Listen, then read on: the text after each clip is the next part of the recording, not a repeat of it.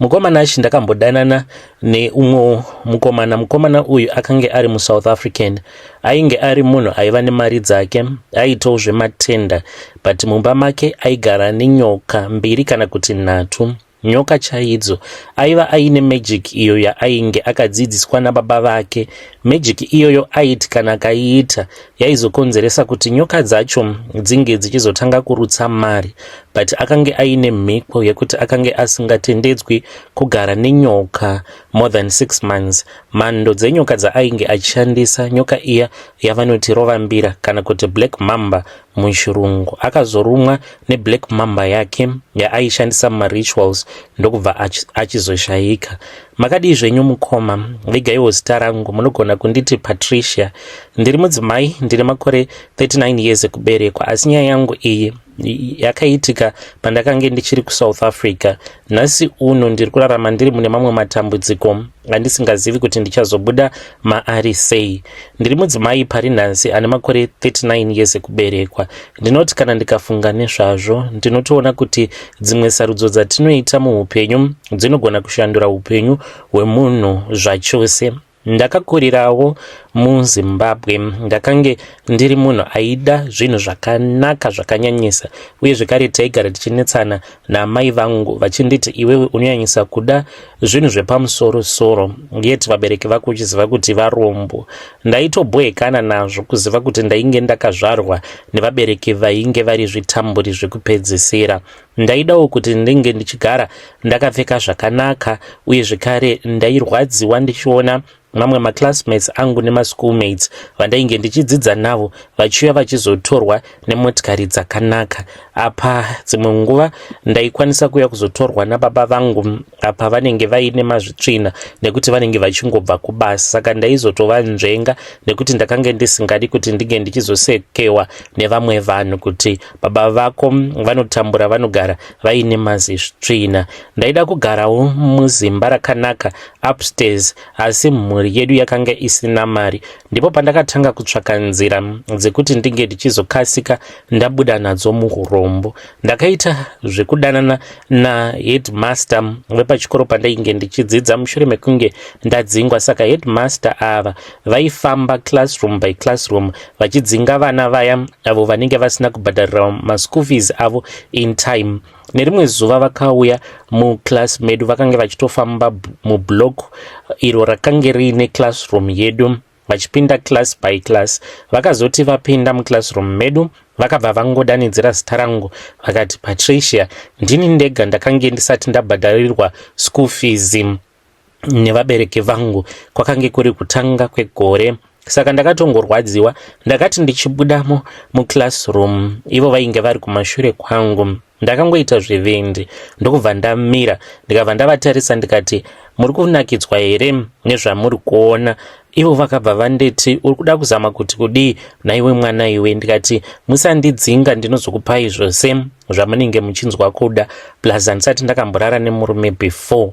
Vakabva vanditi, okay, dzokera muclass, kana mava pabreak wozouya kuofisi kwangu tozotaurirana panhau yeschool fees yako. Vainge vachindiseka vakazoshamisika ndichidzoka muclass. Handina kana munhu wandakambozivisa kuti ndo zvandainge ndataurirana naheadmaster. Ndakazoenda kuofisi kwavo headmaster ndokubva tatotanga kutotaura nyaya dzerudo. Ndiko kutanga kwangu kudanana nevarume, ndichirara nevarume kuitira kuti vange vachizondipa mari. Vamwe ndivo vaindipa mari, vamwe ndo vaingonditengerawo mapresents zvakangosiyana. Asi pavarume vose ava vandaidanana navo hapana aikwanisa kunyatsokundiitira zvandainge ndichinzwa kuda kuti kana ndikaitirwa chakati nemunhurume life yangu inenge yatosununguka. Zvandakaona kuti muZimbabwe makange musisina upenyu wainge uchindigutsa, ndipo pandakabva ndachizoyambuka border ndikabva ndachizouya kuSouth Africa. Ndichisvika muSouth Africa ndakaita nguva yakati rebei, ndainge ndiri pakati pekutambura ndichitambudzika. Ndakazogumisidzirawo ndatanga kuitawo zvesaluni. Ndakange ndiine saluni ndichiita zvekuruka nekugadzira vanhu. Ndakange ndichigara muDurban. Saluni iyoyo mukomanashi yakatanga kuita macustomers akati one day kubva zvandakatanga kushandawo pasaluni ipapo pakange paine vakadzi vakawanda vekumalawi nevekumozambique umwe noumwe ainge aine workstation yake. Saka pamacustomers angu echi-South African ndakabva ndachizosangana neumwe mukadzi uyo ainge achinzi Zanele. Zanele uyu ndaimuruka once or twice each and every week. Takange tichitomuziva kuti akange aine boyfriend yake uyo akange achimuda and akange achimuitira zvose zvaainge achinzwa kuda, but boyfriend yacho takange tisati takambomuona face to face. Zanele uyu aigara akachena and aitongopiwa mari nembinga yake. She was one of my best customers. Takazogumisidzira tatova my best friends because munguva aindifonera obva anditi undigadzire musoro wangu kumba kwangu, saka ndaizotoenda kumba kwake, but ndakange ndisati ndakamboona blessa rake. Ngerimwe zuva akabva achizouya neblessa rake, ndakati ndichingonotarisa boyfriend yacho, patakangoita eye contact hana dzedu dzakabva dzaroverana. Zanele uyu haana kana chaakatomboziva kuti ndo zvainge zvatoitika. There was a spark of love that had happened between me and her blesser.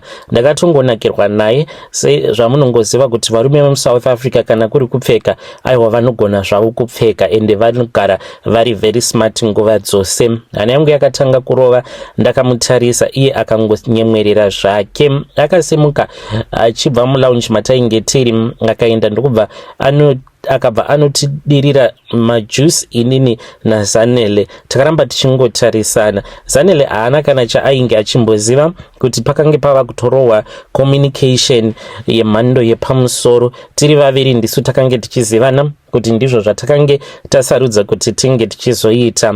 Mushure mekunge Zanele asimuka achiti ainge achida kumboenda kunoshandisa bathroom, ndo patakasara tikaita madhiri edu nekukasika. Inini naSbu boyfriend yaZanele tikabva taexchange madigits, takatotanga kutotaura achiripo asati aenda kwaainge achida kuenda. Takatanga kutaura achitondiudza kuti ainge achindida. Pakutanga ndakazviramba asi ndakazogumisidzira ndamubvuma nekuti ndakange ndichimuda. Zanele uyu akazozviziva, akasangana nevidhio randainge ndakatorana naSbu tiri mulodge tichiita bonde. Akandifonera achichema achiti, Patricia, please ndinokumbira kuti unge uchisiyana nemunhu wangu. Asi kana hana dzenyu dzatoroverana panguva imwe chete panhu pamwe chete munenge mava kutoita crazy about each other. Handina kuda kumbomupindura, ndakangoramba zvangu ndakazvinyararira. Ndakazviudza kuti blessa wake akange ari munhu ainge ari married because kuvillage kwaainge achibva aitova aine vakadzi vake vaviri nemhuri yake. He was a father of 6. Saka izvo zvekuti Zanele was the small house zvakange zviri zvake zvekupenga. Aifanira kuti anga achingozvigamuchira kuti kana ainge achazoitwa the third wife neniwo ndainge ndichazoitwawo the fourth wife. Saka ndakatongoti you need to get used to it. Handina kumbofunga zvakawanda pamusoro pazvo, ndakangoti nekutiwo handiti wakatorera vamwewo vakadzi murume, saka neniwo ndinogona kutorera. Vamwewo vainge vava kuziva nezvayo nyaya iyi vakamboedza kuda kutaura neni, vakauya vakataura neni. I still remember umwe mukadzi uyo akange ari wekuMozambique. Mukadzi uyu akauya kwandiri ndokubva anditi, Patricia, hachisi chinhu chakanaka kuti unge uchiona misodzi youmwe munhu ichisvima nekuda kwako. Do you know kuti anogona kunge achitokunamatira kuti unge uchisangana nemabad luck? Hazvina kunaka izvozvo. Dai waregedza kuramba uchichemedza Zanele. Iwe kana uine wako waunenge uchida, just do nezvemunhu wako, not kuti unoswera uchinetsana naZanele. But nekuda kwemari ndakaramba ndichingodanana zvangu naSbu. Ndakazviudza kuti kondinogomirirei nekuti Sbu wacho anondida. Ipapo ndakange ndisisina kana basa nekuti muSouth African aigona kunditsvakira vanhu vakandiuraya. Saka zuva randakazotanga kuenda kumba kwaSbu ndakashamisika because ndakaona macage but akange ari maglass cages. maviri akange ari mune imwe room.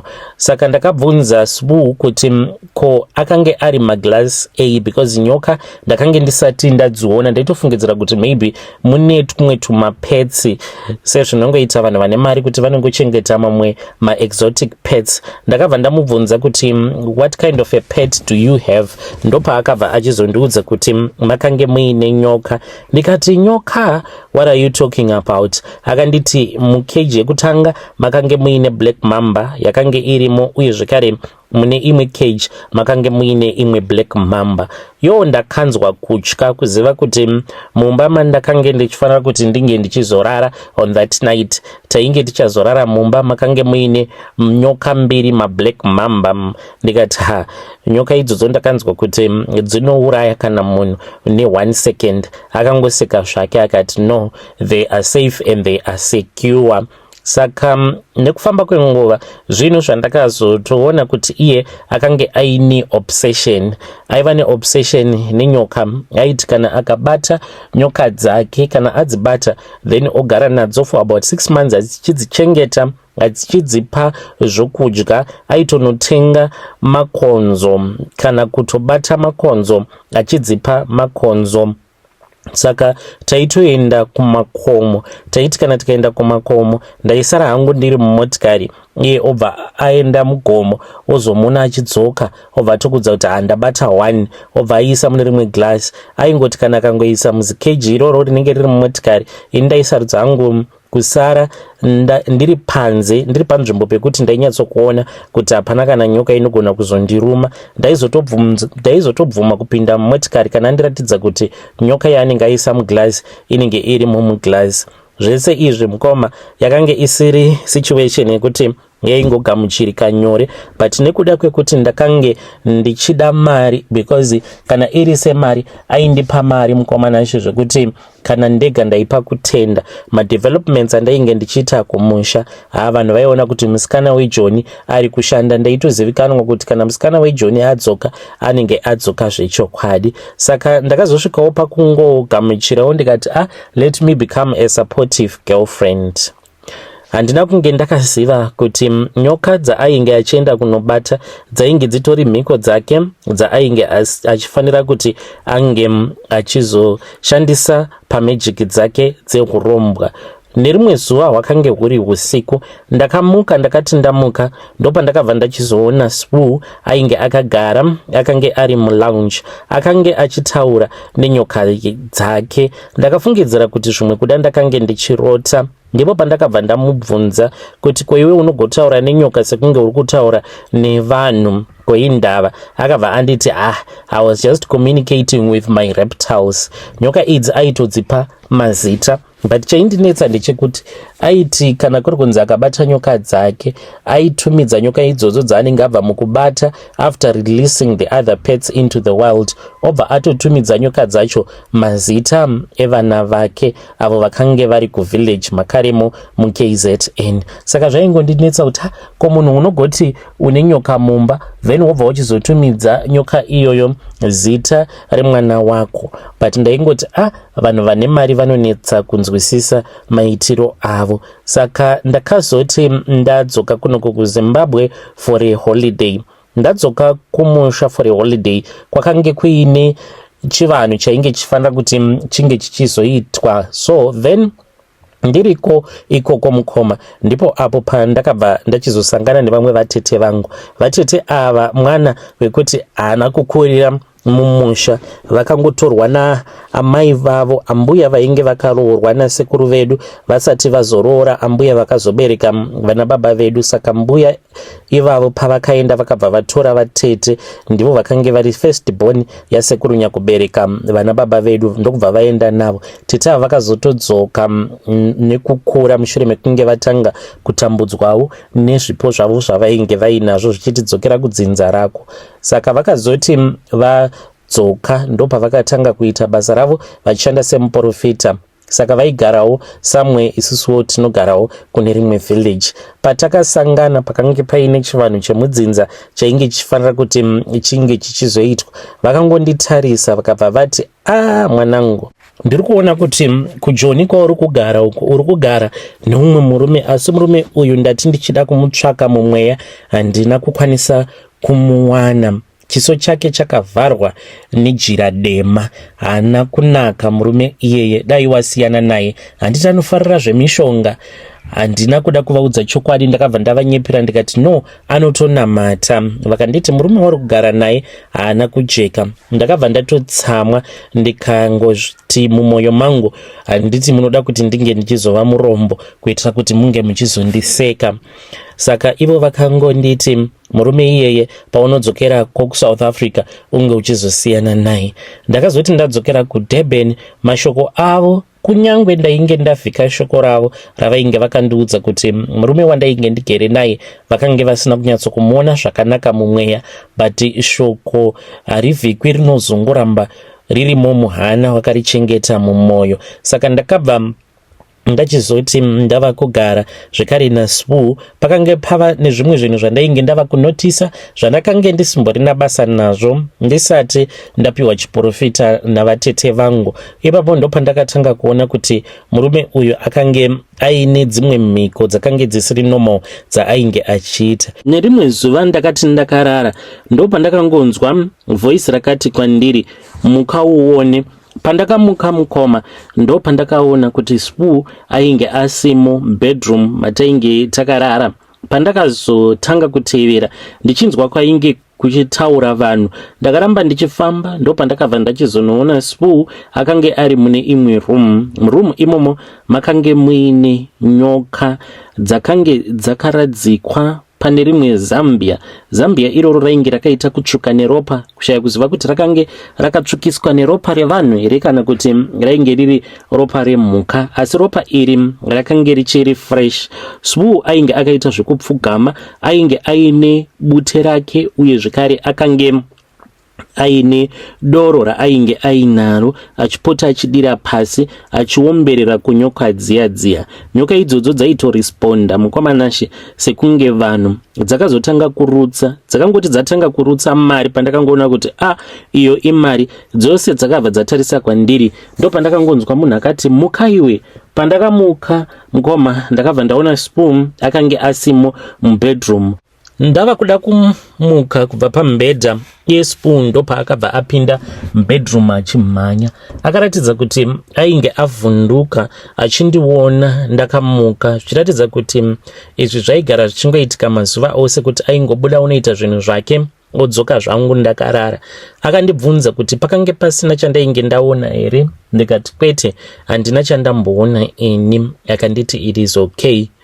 Hapana kupera mazuva akawanda mushure mekunge 6 months dziya dzadarika, tikaenda musango tikanorasa dzimwe nyoka, ndokubva akolekta dzimwe nyoka mbiri, akange ari mablack mamba zvekare.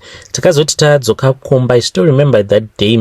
Takatoswera tichitofara tichitonwa doro. Saka aiwanzo kuti kana achishanda nenyoka dzake aisanwa doro, aita zvinhu zvake ari sober, but on that day there was something that was very different. Ainge akadhakwa and ainge angori nekamuka kungozvishora nekuda kwekushandisa mishonga kwake kwaainge achiita, achindiudza mamwe masecrets ekuti aienda nababa vake vakange vari n'anga vachienda kunana Mozambique vachinodzidziswa kugadzira mari kuburikidza nemishonga. Zvimwe zvinhu zvairatidza kuti he was regretting at that time kuti dai hangu baba vangu vasina kumbogara vakandidzidzisa kuita zvinhu zvakadai, ndikadai ndiri murombo, but I could be enjoying. Aitochema chete handikwanise kuti ndinge ndichiita newe mwana, apa vana vacho vandakaita nevamwe vakadzi vangu handitendedzwi kuti ndige ndichigara navo. Paiwewe ndinongokufidha, ndinokupa zvose zvaunenge uchinzwa kuda, and you can't have a child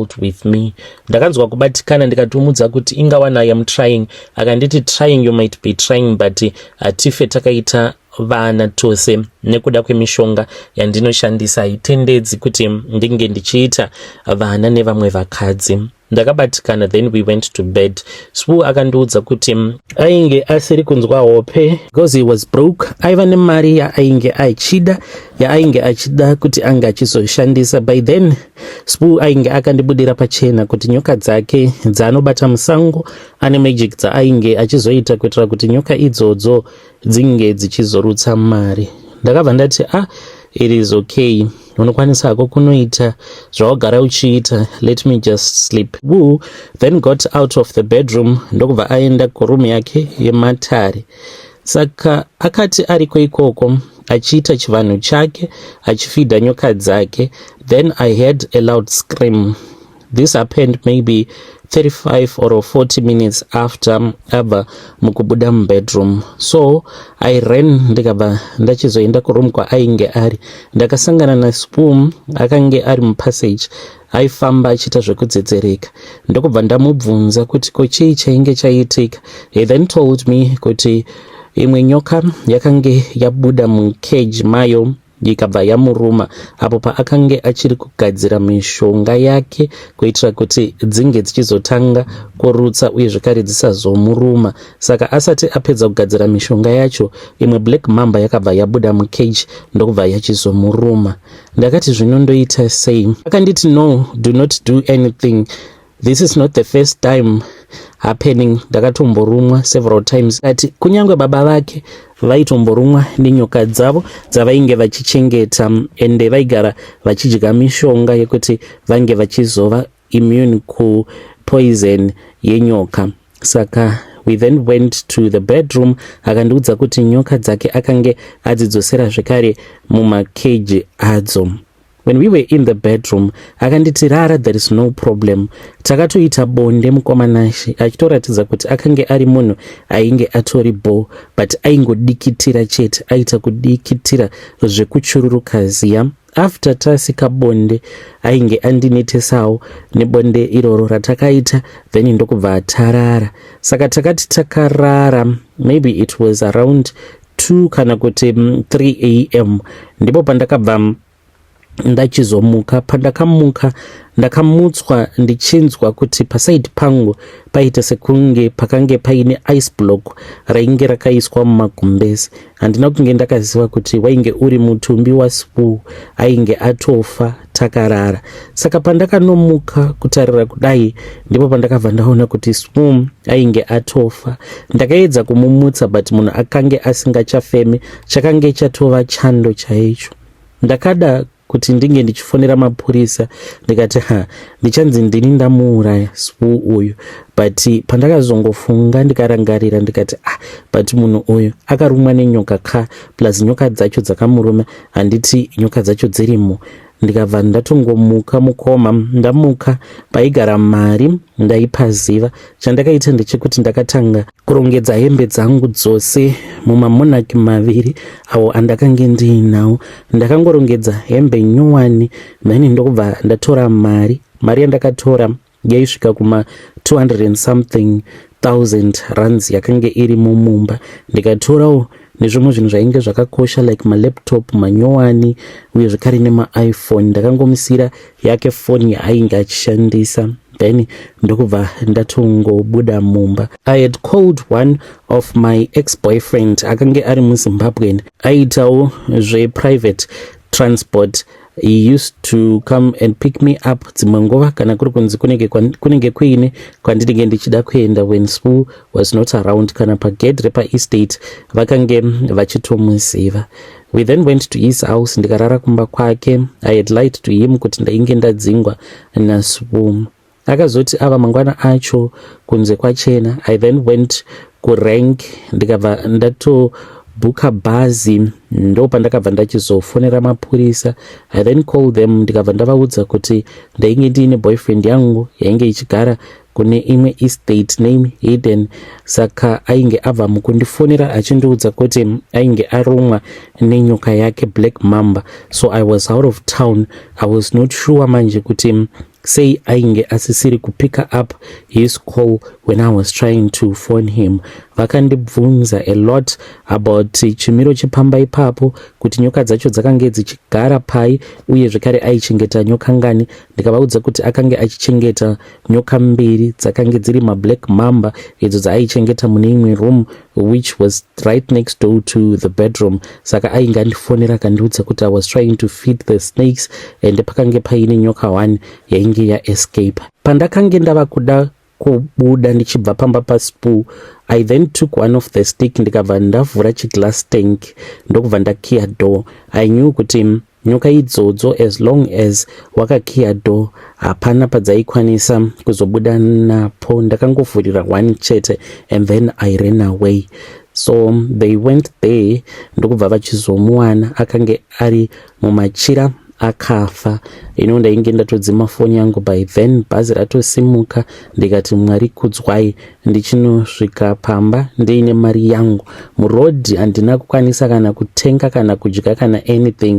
Ndakange ndiri pakati pekuchema boyfriend yangu uye zvekare nekutotya kuti ndaikwanisa kuzobatwa ndiine mari yakawanda kudaro.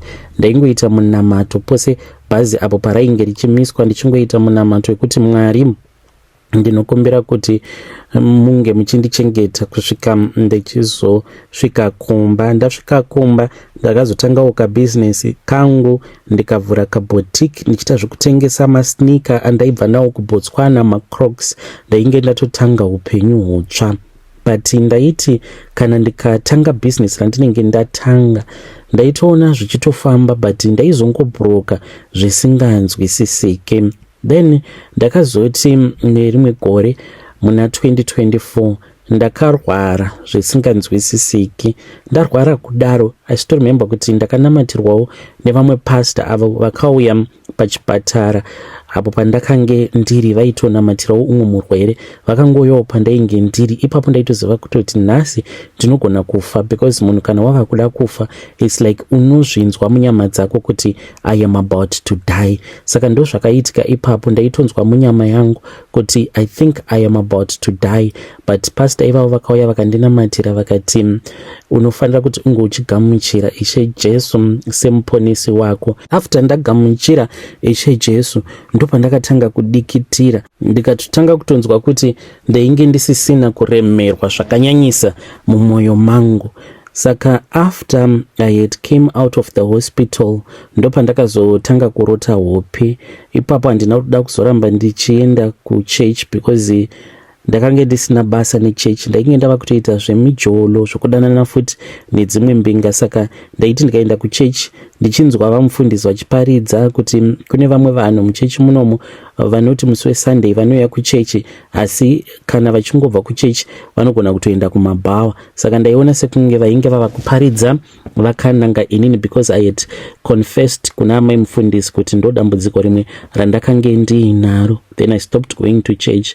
Ndangoregedza kuenda kuchurch ndopandakatanga kurota zvitokoloshi zvichitoya kwandiri zvichindiyamwa zamu rangu. Zvaita kurwa zvitokoloshi izvozvo zvinenge zviri 6 zvichiya zvichirwira kuyamwa zamu rangu 1.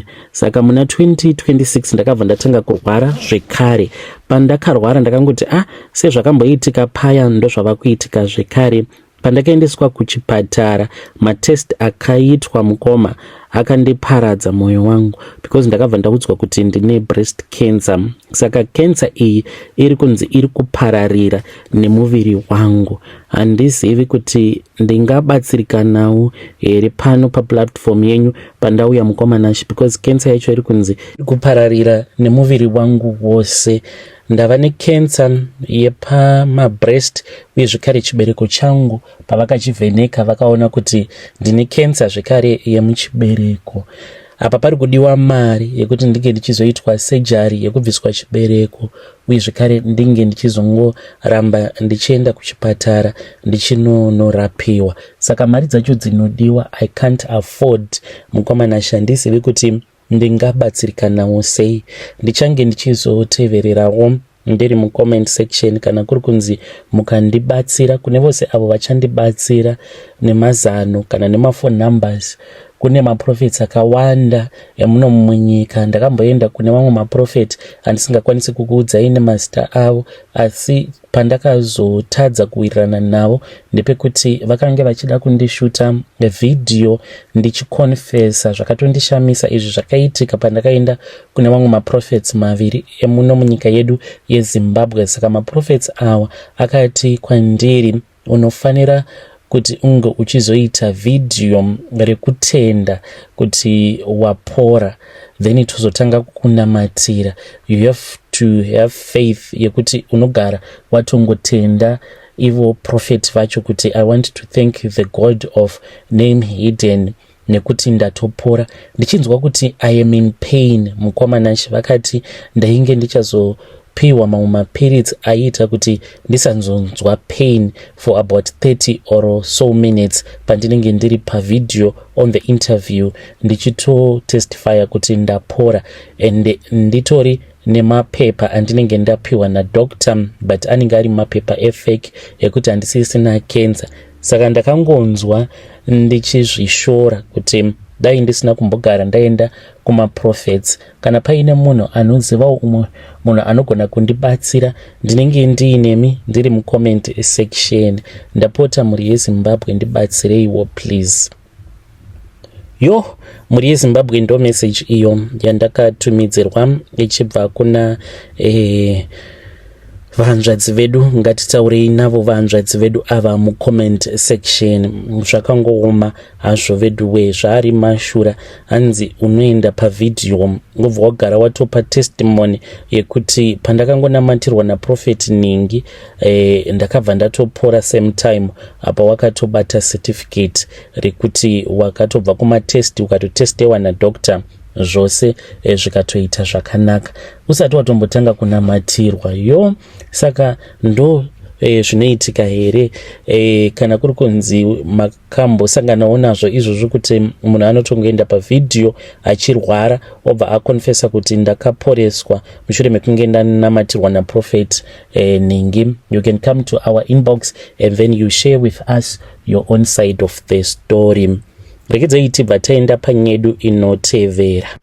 Nyedu inotevera yakamira sekudai so. Hanzi baba vangu vakange vaine bhawa mugokwe 30 years. Bhawa iroro rakange richiunza mari mudzinza rekwedu, patiko zvinozvi mukomanashi zviri kuitika mhuri yedu yaparara.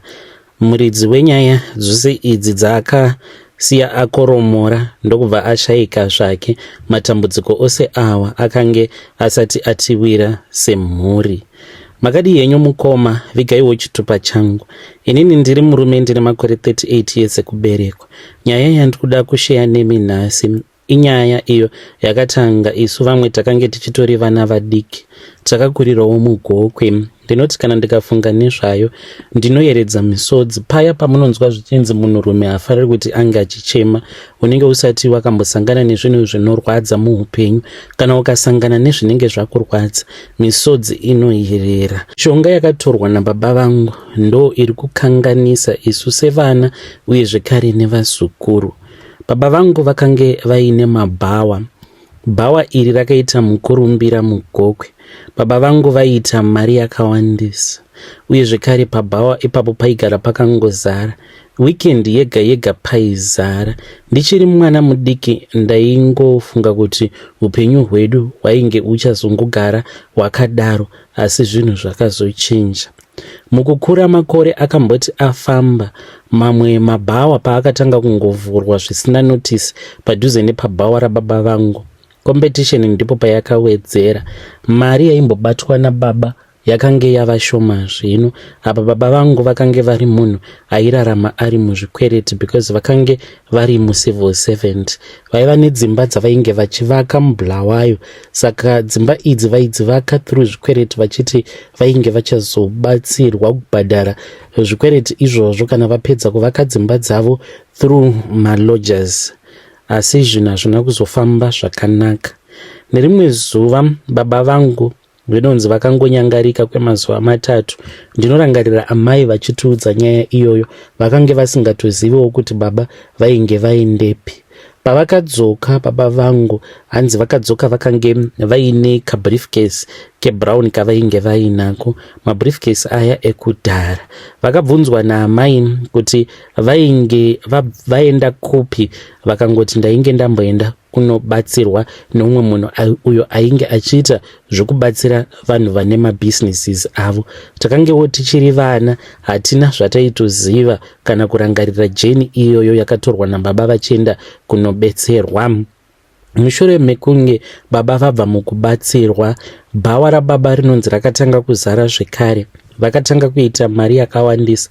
Macustomers ainge ava kungogara akazara pabhawa rababa. Vanhu vainge vava kuuya sezvavainge vachimboita kudhara, asi baba vangu zvinonzi vaipota vachitinha mombe voenda nayo musango vonoiuraya musango voisiya kokusango ikoko. Zvinhu zvababa vangu zvakatanga kuvafambira. Dzimba dziya dzandanga ndichiti dzekubhulawayo vakasvika pakudzipedzisa dzimba idzodzo vakabva vatoisa malodges avo. Saka baba vangu vaizivikanwa semunhu aigona kuronga chaizvo in business. Asi pane zvimwe zvakatanga kuitika pabhawa iri mushure mekunge baba vabva kun'anga. Saka pabhawa ipapo pababa ndingangoti mwedzi wega wega zvaigona kuitika kaviri pamwedzi, kutanga kwemwedzi kana kunopera kwawo, paya pekuti vanhu vanenge vava nezvimari zvavo. Maingomuka mhirizhonga isinganzwisiki kuti inenge yabva nepi. Vanhu vobva vatanga kutobayana nemapanga, vanhu vachirwisana. Vamwe vanhu vaitobayana nemapanga, vamwe vaitosvika pakutourayana, vamwe ndivo vaingobayana chete vachingorwa. Nyaya dzaiwanzokurwirwa mubhawa rababa zvokuti vanhu vaisvika pakutsvukisana ropa dzakange dziri nyaya dzevanhukadzi, nekuti kune mamwe mahure aitonzi aitobva kune mamwe madhorobha achiuya medu mugokwe kuzotaimira vanhu macustomers pabhawa rababa vangu. Saka izvi ndo zvimwe zvezvinhu zvaikonzeresa mhirizhonga, but zvose zvakange zvichiitika vamwe vainge vachiti zvakange zvisiri normal kuti pange pachinzi panoitika mhirizhonga yakadaro, nekuti vamwe vakange vachitozivikanwa sevanhu vainge vasingamboiti mhirizhonga mumabhawa. Vamwe vacho ndo vaizotogumisidzira vaenda kujeri mushure mekunge vabaya vanhu nemapanga vavauraya. Mapurisa aigara angoripo pabhawa rababa vangu, asi baba vakange vachiita zvimwe zvinhu zvaitotityisa kana isu sevana, because takura takange tava kushandawo pabhawa ipapo. Usiku paya kana vachaisa vavhara bhawa ravo vaitanga vati tinge tichiklina nekurongedza macheya matebhuru. Saka vanhu vaiti kana vakabayana, baba vangu vaiti kwatiri munokwanisa kutsvaira kumwe kwose, but pane ropa munofanira kuti munge muchipasiya.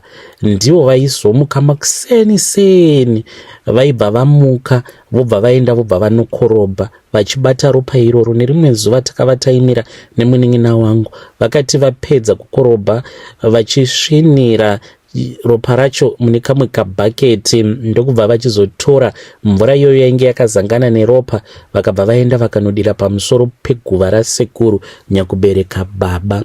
Ndo zvimwe zvezvinhu zvainge zvichikatyamadza izvozvo zvatakaona. Saka sezvo bhawa iri rakange riine violence yakanyanyisa, vanhu vaingoti nekuda kwekuti panogara pakawanda vanhu saka mhirizhonga ingazoshaiki. Makore akafamba, baba vakasvika pakufa, bhawa rakazovharwa, isusu tikakura tikaroora.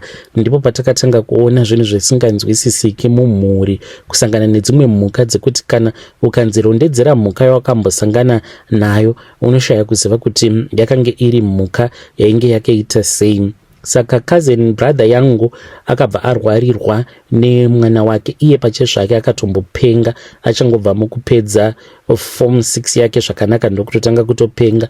Vanhu vakangoti varoyi vemugokwe vatanga, varoyi vemugokwe vatanga. But mukoma ava vakatuya kwandiri vakanditi ndaona zvikwambo zvababa vako ndo zviri kundipengesa. Ikatombonetsa nyaya yacho mudzinza. Life moved on. Then ndipo apo pandakazoti ndaroorawo ndava nevana. Ndine vana vangu vaviri, wekupedzisira mukomana uye zvekare nemusikana, vose vari vaviri vari kupenga. Mwana wangu mukomana anoti kana ava kuda kutanga kupenga, because anombopenga omboita right, openga oita right, anongotanga kungochema achidaidza zita rasekuru vake baba vangu avo vainge vakabata-bata. Anenge achiti ari kuvaona vachibva kumakuva, vanenge vachiti ndoda kudzokera newe muzukuru wangu kwandigere ndiri ndega, kuna munhu ari kuda kutamba neni, saka uya kuzokutora iwe semuzukuru wangu kuti tinge tichienda kunotamba tose. Saka ndichoya panapa mutoro wandiinawo unorema wakaoma, because mudzinza vanhu vanotozviziva kuti baba vangu ndo vari kukonzeresa nyakanyaka yose iyi. saka ndine macousins angu vari kurwarirwawo nevana vaviri, then poitawo vangu vana vaviri. So far tine vana 4 vemudzinza rekwedu vari kupenga vose at the same time, vanenge vachitaura zvinhu zvimwe chete. Saka kana paine munhu anogonawo kundibatsira, ndaneta nekudyirwa mari nen'anga. Vanatsika mutanda vakatombouya vakadzura zvinhu pavana, vakati mumba makange muine zvikwambo, vakabata nyoka, but situation haina kuchinja. Handichaziviwo kuti ndoita sei mukoma. Kana muine munhu wamunoziva anogona kutibatsira, ndipeiwo manumbers ake. Mhuri yeZimbabwe ndo message iyo yandakatumidzirwa ichibva kuna mukoma vedu. Ngatitaurei navo mucomment section. Zvakangoma hazvo veduwe, hanzi handichazivi kuti ndoita sei. Ndo zvavakasiya vaparirwawo nababa vavo. Zvakangoma ko n'anga dziri kuuya dzichiti chibhodhoro ichi ndo changa chiri kukonzeresa, chopiswa chibhodhoro chiya, asi maproblems ongoramba aripo. Chii chinenge chichiitika? Let us talk about this mucomment section. Ngatisanganei zvakare mune zvimwe zvirongwa zvinotevera.